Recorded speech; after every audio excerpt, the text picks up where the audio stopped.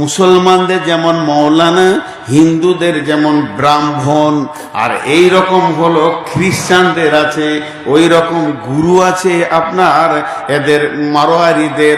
তেমনি যারা ইহুদি আর নাসারা তাদের আলেমকে পোপ বলে, পাদ্রী বলে। সব থেকে বড় আলেমকে পোপ বলে। আমাদের যেমন বড় আলেমকে সম্মানের সঙ্গে ডাকে শেখ।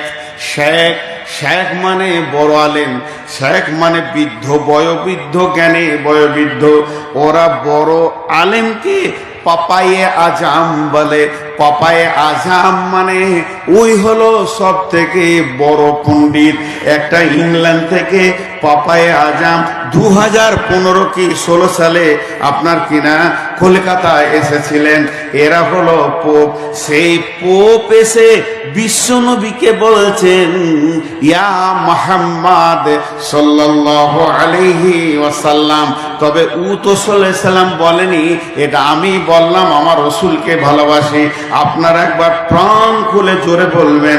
ওই পোপ বলছে, ইয়া মুহাম্মদ সাল্লাল্লাহু আলাইহি ওয়াসাল্লাম, হাল তাদরি হাক্কুল্লাহ কদরুল্লাহ, হাল তাদরি কদরুল্লাহ।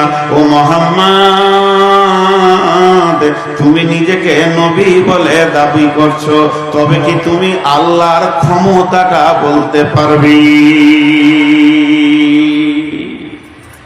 ওর উদ্দেশ্য কি ছিল এই প্রশ্ন করা?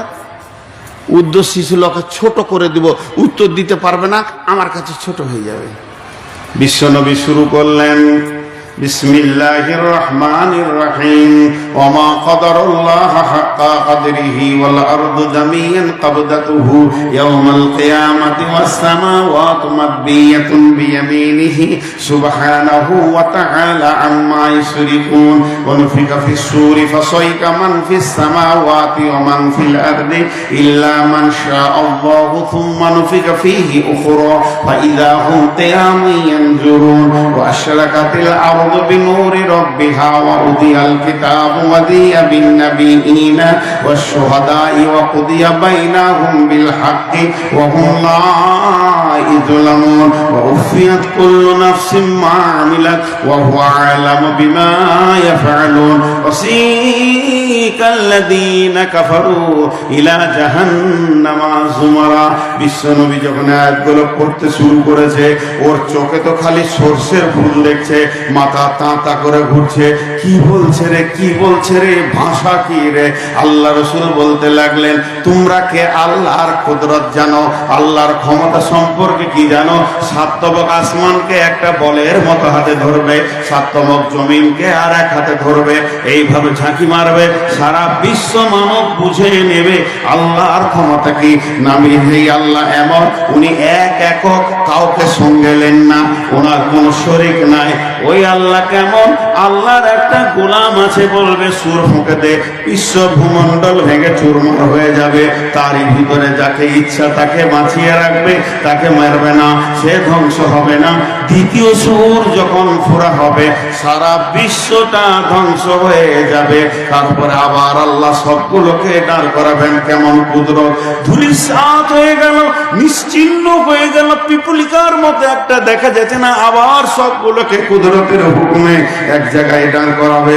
তাদের হিসাব নেবে, তাদের কাছ থেকে নেবে রসুলের মতো চেহারা, তাদের কাছ থেকে নেবে ভালো আমল, এরপরে তাদেরকে জান্নাতে জাহান্নামে দেবে, সার্টিফিকেট দেবে।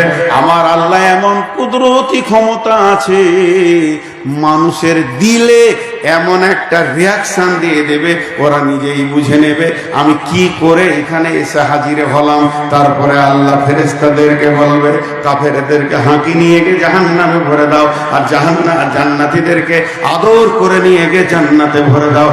একবারে বিরাট বড় সাবজেক্টে ছোট করে নবীজি বলে দিলেন। ওর চরক গাছ হয়ে গেল, মাথা তাঁতা করে ঘুরছে। ওরে আল্লাহ, মুহাম্মদ এত জানে।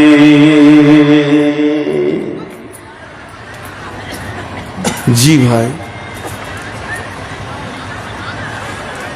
আমরা নিজেদেরকে ভাবি না। আর দুটো আয়াত বলবো। ইয়াসআলুনাকা আনিস সাআতি আইয়ানা মুরসাহা ফীমা আনতা যিকরাহা ইলা রাব্বিকা মুনতাহাহা। আবার আল্লাহ রসুলকে প্রশ্ন করা হতো, সেই কিয়ামত কবে হবে?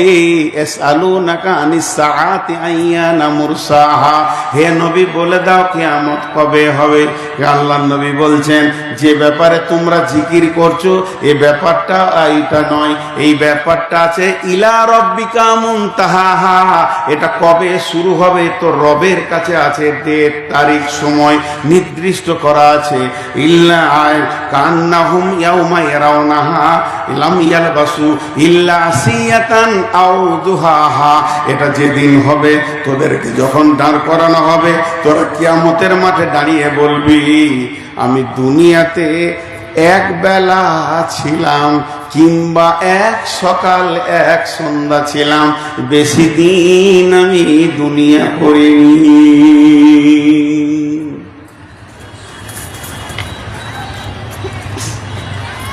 সূরা মুলকের ভিতরে বলছেন, ওয়ায়াকুলুনা মাতা হাযাল ওয়াদু ইন কুনতুম সাদিকিন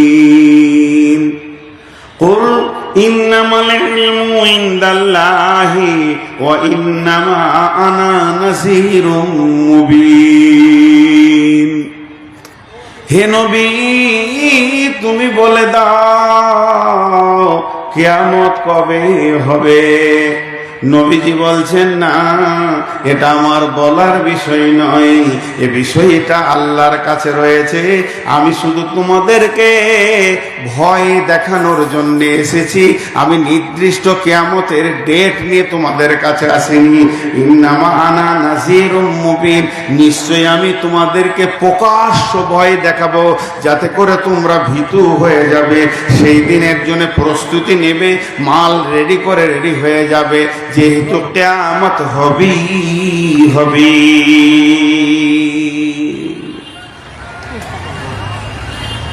আমার ভূমিকা শেষ, ভূমিকাটাকে আমি 1 মিনিটে গোটাবো, 1 মিনিট লাগবে না, 30 সেকেন্ড। এতক্ষণ আমি যা বললাম তাতে করে একটা বহির প্রকাশ হলো কিয়ামত হবেই।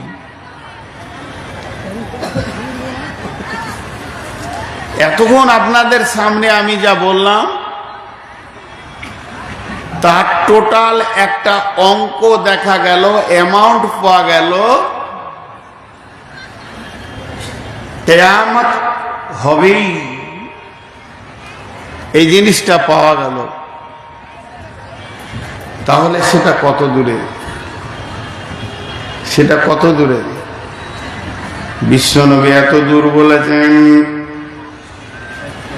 বারটা থাকবে শুক্রবার, যেদিন ইসরাফিল সুর ফুঁকবে,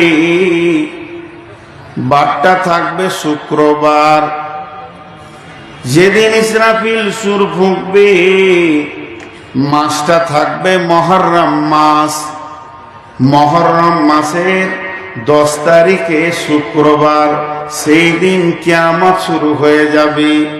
কিয়ামত যত কাছে আসবে মানুষের ভিতরে তত ব্যস্ততা বেড়ে যাবে, মানুষ একজনও চুপচাপ বসে থাকবে না, বসার সময় থাকবে না। এই করতে করতে যেদিন কিয়ামত হবে, যেদিন কিয়ামত হবে, আগামী সকাল শুক্রবারে যদি কিয়ামত হয়, সেই দিন পৃথিবীতে যতজন মানুষ বেঁচে থাকবে 100তে 100 জন ব্যস্ত হয়ে যাবে, একটা লোককে ফ্রি দেখা যাবে না। চাষিরা মাঠের দিকে দৌড়বে, ছেলেরা স্কুলের দিকে মাদ্রাসার দিকে দৌড়বে, শিক্ষকরা ডিউটির দিকে দৌড়বে, খরিদ্দার দোকানের দিকে দৌড়বে, দোকানদার দোকান খুলবে, গোটা পৃথিবী যেন ব্যস্ততা নিয়ে উঠবে। এমন সময় বিশ্বনবী বলছেন, একটা খরিদ্দার কাপড়ের দোকান যাবে, কাপড়টাকে দেখবে, বলবে কাপড়টা আমার পছন্দ হয়ে গেছে, এটা বুখারীর হাদিস, তারপরে বলবে ভাইয়া আমাকে এটা 3 মিটার কি 5 মিটার দিয়ে দাও।